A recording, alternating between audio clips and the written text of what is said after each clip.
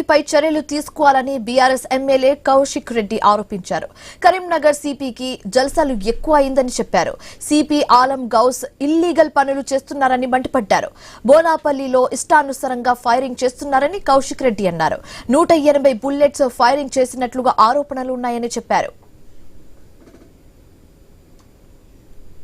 అయితే కౌశిక్ రెడ్డి వ్యాఖ్యలు పూర్తిగా అవాస్తవమని పోలీస్ శాఖ ఖండించింది.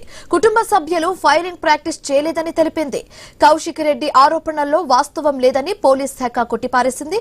ఫైరింగ్ ప్రాక్టీస్ కు సిపి ముందస్తు అనుమతి తీసుకున్నారని స్పష్టం చేసింది. లేని వ్యక్తులు జల్సాల కోసం కొడుతున్నారు కాబట్టి టార్గెట్ ఫైరింగ్ చేస్తే ఇలా బుల్లెట్లు ఈ ముసలమ్మకి బుల్లెట్ తగులుతుంది. ఈ ముసలమ్మకి బుల్లెట్ తగులుతుంది.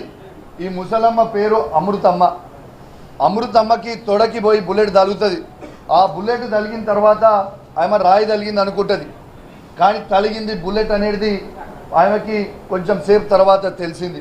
ఇగోండి మీరు చూడొచ్చు, ఇక్కడ ఈ తగిలిన బుల్లెట్, ఈ బుల్లెట్ ఏమవుతుంది ఆడ పోయి తగిలిన తర్వాత గోడకి తగిలింది.